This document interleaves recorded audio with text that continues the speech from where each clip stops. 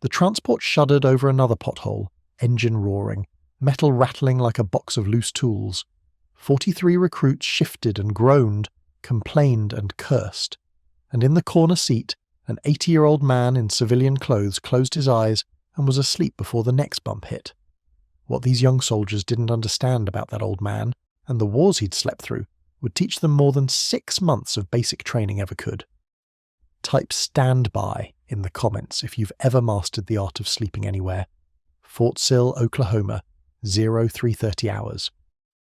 The kind of darkness that feels personal, like the night itself is tired of being awake. A convoy of military transport vehicles sat idling outside the reception battalion, waiting to move 43 fresh recruits to a field training exercise 60 miles away.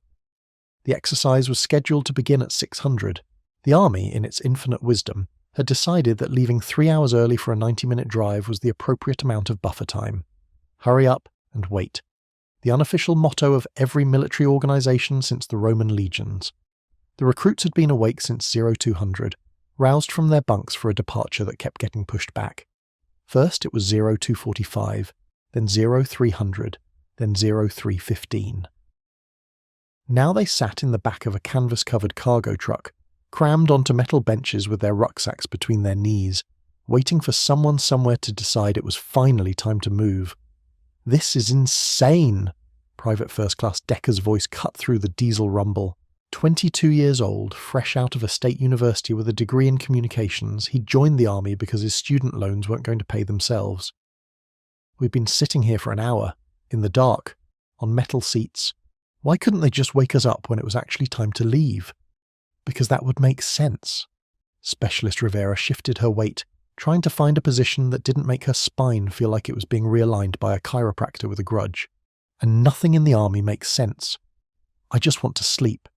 Private Thompson leaned his head against the canvas wall, then jerked it back when the truck shuddered and nearly gave him a concussion. "How is anyone supposed to sleep in this? The engine's so loud I can feel it in my teeth." "My recruiter said there'd be comfortable barracks," Decker again, his voice climbing toward a whine. "Climate-controlled, real mattresses. Nobody mentioned sleeping on concrete floors and riding in trucks that should have been retired during Vietnam." Your recruiter lied.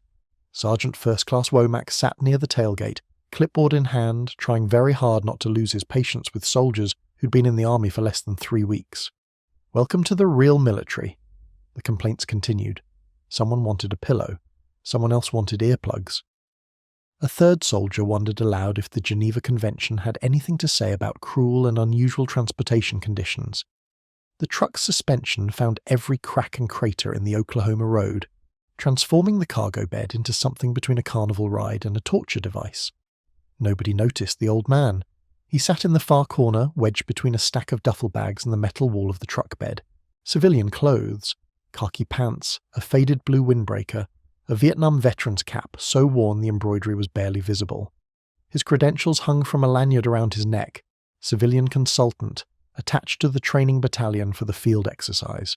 Something to do with historical documentation for an Army heritage project. His name was Harold Beaumont, 81 years old, and within 30 seconds of settling into that corner seat, he was sound asleep. Not pretending to sleep, not resting with his eyes closed, actually genuinely, profoundly asleep. His breathing had slowed to a deep, steady rhythm. His body had somehow found a position of perfect equilibrium despite the truck's constant motion.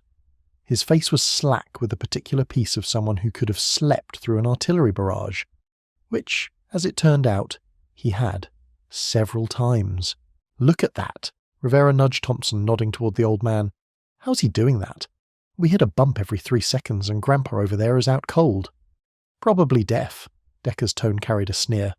"Old people can sleep through anything when they can't hear anything." "Show some respect." Sergeant Womack's voice was sharp. "That man's a veteran." "So? We're all going to be veterans eventually." Decker stretched his legs as much as the cramped space would allow. "Doesn't mean he knows something we don't. Old guy probably spent his whole service behind a desk. My grandfather was in Vietnam and he said most soldiers never saw combat. Sat around on bases, pushed papers, complained about the food. Not exactly hardship duty." The truck lurched hard. Harold Beaumont didn't move, didn't wake, didn't even seem to register the motion. His sleep was so complete so absolute that it looked almost supernatural. Seriously, how is he doing that? Thompson was genuinely fascinated now. I can't even get comfortable, and he's literally unconscious, in a moving truck, on a metal bench, at 3 a.m. It's called being old and tired. Decker leaned back, closing his own eyes in a failed attempt to catch a few minutes of rest. Your body just gives up eventually. The convoy finally started moving at 0347. The trucks ground through the darkness, headlights cutting weak tunnels through the Oklahoma night. The recruits bounced and swayed, complained and cursed, tried and failed to find any position that didn't feel like punishment. Harold Beaumont slept on. 40 minutes into the drive, the convoy stopped. No explanation, no announcement. Just 43 recruits sitting in the back of a truck in the middle of nowhere, engine idling, waiting for something or someone to tell them what was happening. Perfect. Decker's voice was bitter. More waiting. This is exactly what I signed up for. You signed up for service. Womack's patience was fraying visibly. Service isn't always comfortable. Service isn't always convenient. Sometimes service is sitting in a truck at 4 a.m. waiting for orders. Yeah, but why? Rivera asked the question that was on everyone's mind. What's the hold-up? Don't know. Don't need to know. We wait until we're told to move. The old guy's got the right idea. Thompson nodded toward Harold, who hadn't stirred despite the convoy's stop. Just check out until something happens. You know what? Decker stood up as much as the low canvas ceiling would allow, stretching his cramped muscles. I'm sick of hearing about the old guy. He's asleep. Great. Good for him. Some of us actually want to train, to learn something, to become soldiers, not sit around sleeping in trucks like it's a retirement home field trip. Sit down. Decker. Womack's voice carried warning. I'm just saying, Sergeant. What's he even doing here? We're supposed to be learning from these consultants, right? Learning from their experience? What experience? How to nap? How to wear a cap that says you did something important 40 years ago? The words hung in the air, ugly and sharp. Harold Beaumont's eyes opened. Not with a start. Not with the confusion of someone jolted from sleep. His eyes simply opened, clear and alert, as if he'd been awake the entire time and had merely chosen to keep them closed. He looked at Decker with an expression that wasn't angry, wasn't offended, just patient. The particular patience of someone who had heard young men say foolish things more times than he could count. You want to know how I do it, son?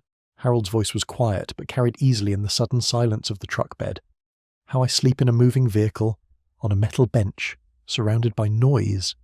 Decker's face reddened. He hadn't realized the old man was awake. I didn't mean, yes you did, and that's all right. You're young, you haven't learned yet. Harold shifted slightly, his movements economical, practiced. The answer is simple. I learned to sleep anywhere because anywhere was all I had. He paused, letting that settle. The truck's engine rumbled. Nobody spoke. 53 years ago, I was 19 years old, younger than most of you. I was sitting in a helicopter over the Ia Drang Valley, heading into the first major battle between American forces and the North Vietnamese army. We didn't have metal benches. We had cargo netting and each other. The helicopter was so loud you couldn't hear yourself think. The turbulence was so bad soldiers were vomiting on each other, and I was asleep. Harold's eyes moved across the faces of the young soldiers, taking in their sudden attention. Not because I was tired, though I was. Not because I didn't care, though some men convinced themselves they didn't. I was asleep because I'd learned the most important lesson any soldier can learn. Rest is a weapon. Sleep is a tactical advantage. When you can't control when you'll get to sleep again, you learn to sleep whenever you can, wherever you are, however bad the conditions. He held up one weathered hand, fingers spread. 5 days. That's how long the Battle of Ia Drang lasted. 5 days of continuous combat, of watching friends die, of being so scared I forgot what it felt like not to be scared. We slept in foxholes with enemy mortars falling around us. We slept standing up during lulls in the firefight because sitting down meant you might not get back up fast enough. We slept in helicopters flying into hot landing zones because those 20 minutes in the air might be the only 20 minutes of rest we'd get for the next 48 hours. Decker had sat back down. His face was pale. You want to know what hardship looks like, young man? Hardship isn't a metal bench. Hardship isn't 3 hours of waiting. Hardship is holding your best friend while he bleeds out and knowing you can't do anything except keep talking to him so he doesn't die alone. Then, 2 hours later, having to sleep anyway because tomorrow there's going to be another fight, and if you're not rested, you're going to make a mistake that gets more people killed. The truck shuddered back into motion. Nobody noticed. Every eye was on Harold. So yes, I can sleep in this truck. I can sleep standing up. I can sleep on concrete, in the rain, in the cold, in the heat. I learned to sleep through artillery bombardments at Kaysan, and through rocket attacks in Kuwait, and through sandstorms in Iraq. Because the alternative was dying from exhaustion, and I wasn't ready to die. Sergeant Womack's voice was rough when he spoke. Ia Drang, Kaysan, Kuwait, Iraq. Sir, how many conflicts did you serve in? Enough. Harold's voice was quiet. Enlisted in 65, retired in 05. 40 years, son. 4 decades of service across 5 wars and more deployments than I can remember. Every major American military operation from Vietnam to the initial invasion of Iraq. He reached into his windbreaker and pulled out a small leather folder. Old, cracked, held together more by habit than by structure.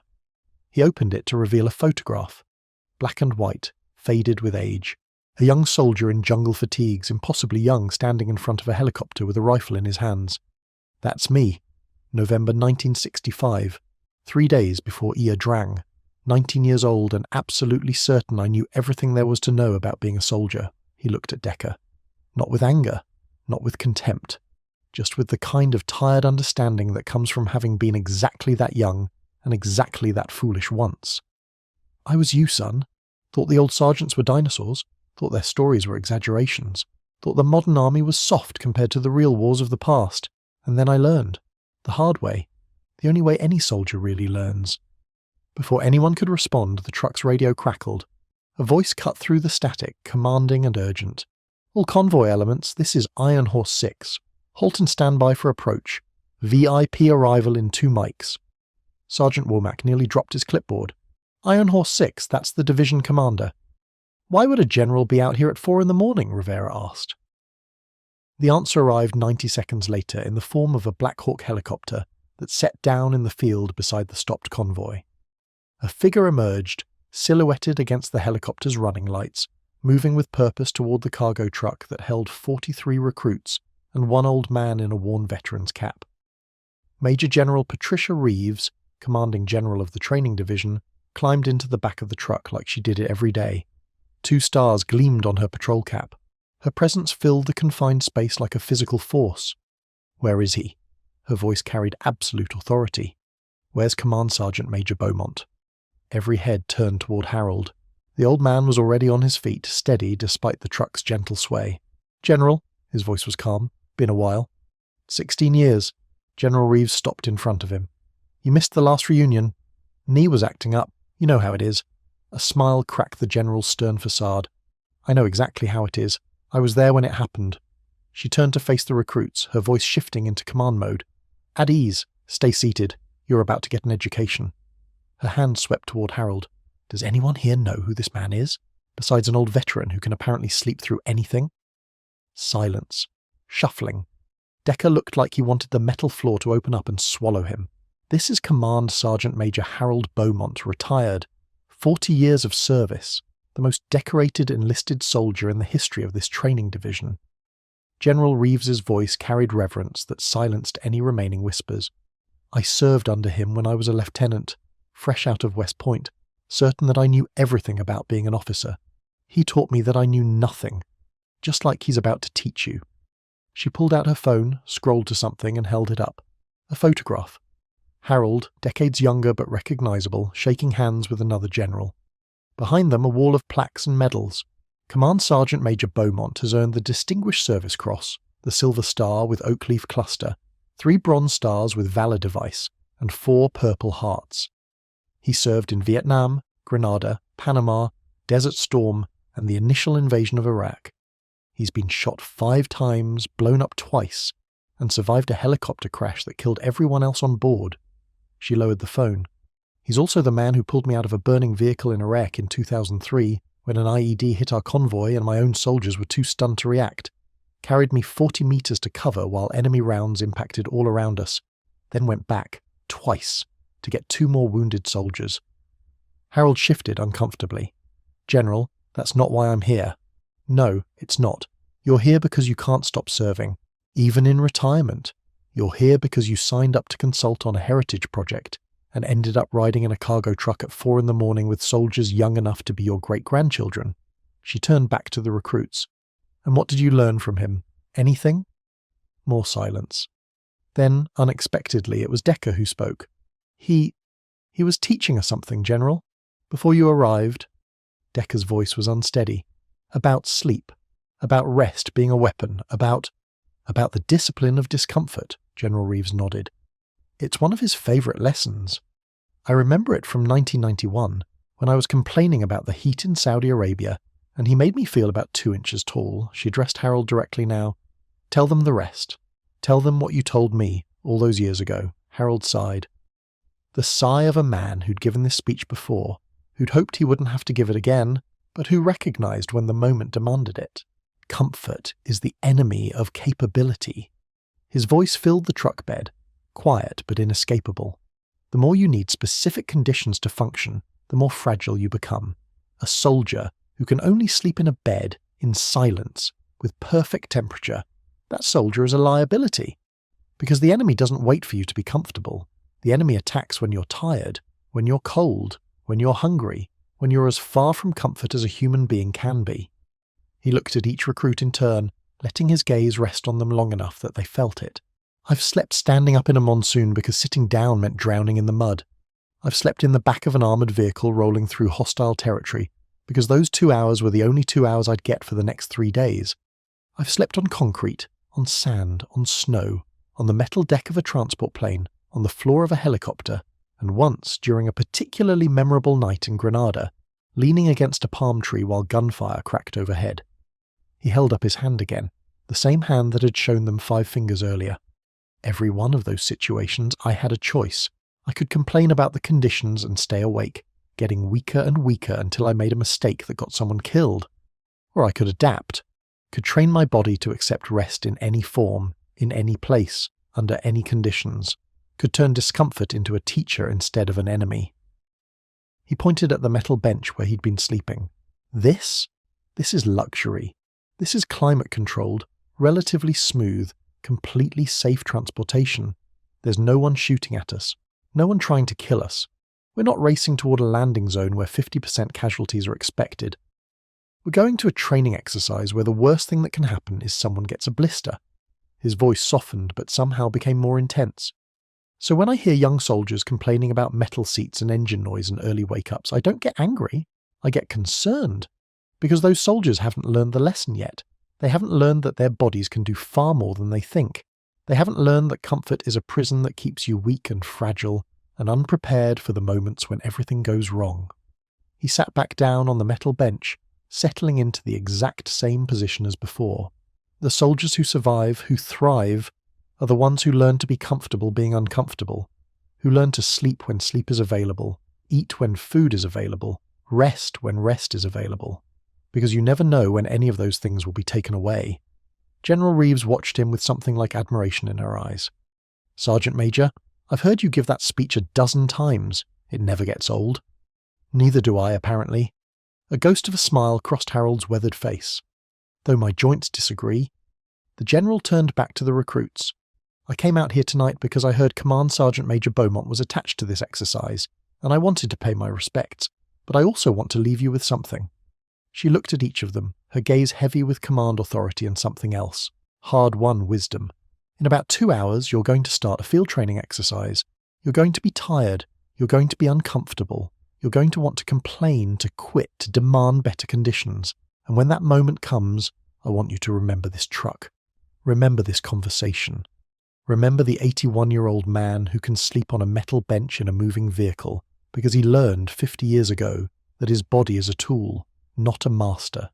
She snapped to attention and rendered a salute to Harold that would have made a drill sergeant weep with pride.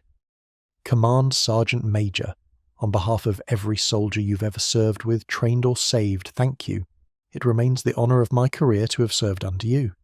Harold rose to his feet one more time, his return salute just as crisp, just as perfect as it had been 40 years ago, when he was a young soldier who thought he knew everything. The honour was mine, General. Always has been. General Reeves departed. The helicopter lifted off into the pre-dawn darkness. The convoy resumed its journey toward the training site. But something had changed in the back of that cargo truck. Private First Class Decker moved across the truck bed, stepping carefully over rucksacks and legs, until he stood in front of Harold. "Sergeant Major, I owe you an apology. What I said earlier, about desk duty, about not knowing anything, I was wrong, I was disrespectful, and I'm sorry." Harold looked up at the young soldier, saw something in his eyes that hadn't been there an hour ago, the first flicker of understanding, the first crack in the armour of youthful arrogance. "Sit down, son," Decker sat, right there on the metal floor, cross-legged, looking up at Harold like a student waiting for a lesson. "You weren't wrong about everything." Harold's voice was quieter now, meant for Decker alone, but audible to everyone. "Your grandfather was right that most soldiers don't see combat. That's not a bad thing. That's a good thing. It means the world is mostly at peace. It means the wars we do fight are contained enough that not everyone has to die in them." He leaned forward slightly. "But here's what your grandfather might not have told you. Even the soldiers who don't see combat are still soldiers. They still sacrifice. They still serve. They still spend months and years away from their families, doing jobs that civilians could never understand, for pay that civilians would never accept. The cook who feeds 1,000 soldiers, the mechanic who keeps the helicopters flying, the administrator who makes sure everyone gets paid, they're all soldiers. They all matter. And the ones who do see combat? We're no better than the others, just different, shaped by different experiences, carrying different weights." Harold tapped his chest over his heart. "What I carry in here, I wouldn't wish on anyone. The things I've seen, the things I've done, the friends I've lost, that's not glory, son. That's just survival, and the scars it leaves don't make you stronger. They just make you different." The truck was quiet. Even the engine seemed to have settled into a softer rhythm. "So when you see an old veteran who can sleep anywhere, don't think we're showing off. We're just doing what we learned to do, what we had to learn to do, and we're hoping, with every fibre of our being, that you never have to learn it the same way." Decker nodded slowly. "Sergeant Major, will you teach me? Not just the sleeping thing, all of it. The discipline, the mindset, the way you carry yourself. I want to learn." Harold studied the young man's face for a long moment. Then, so quietly that Decker almost missed it, he smiled. "You just started, son. Right now. That question you just asked, that's where learning begins." He settled back against the truck wall and closed his eyes. "Now, we've got about 40 minutes until we reach the training site. I suggest everyone get some rest. You're going to need it." Within 30 seconds, Command Sergeant Major Harold Beaumont retired was asleep again, metal bench, bouncing truck, engine roaring. And one by one, the young soldiers around him tried to do the same, tried to find that place of peace amid the discomfort, tried to learn for the first time that their bodies could adapt to anything if they just let them. Most of them failed, but they tried, and that was the beginning. 6 weeks later, Private First Class Decker graduated from basic training, top of his class in fieldcraft, perfect scores on the land navigation course, and when his drill sergeant asked him to demonstrate how to get rest during extended field operations, Decker sat down on the concrete floor of the barracks, leaned against the wall, and was asleep in under a minute. "Where did you learn that?" the drill sergeant asked. "From a man who learned it in places I hope I never have to see." Decker's voice was quiet, respectful. "He taught me that comfort is a choice, and so is strength. The ability to rest isn't weakness, it's wisdom. The discipline to sleep when sleep is available isn't laziness, it's tactical awareness. And the willingness to be uncomfortable, to adapt, to function when conditions are far from perfect. That's not just a military skill, that's life. Because the world won't always give you a comfortable bed, a quiet room, or perfect conditions. But if you're lucky, you might meet someone who teaches you that you never needed them in the first place. If this story moved you, wait until you hear about the elderly woman they almost removed from the Veterans Hospital waiting room. What she pulled from her purse silenced every person in the building.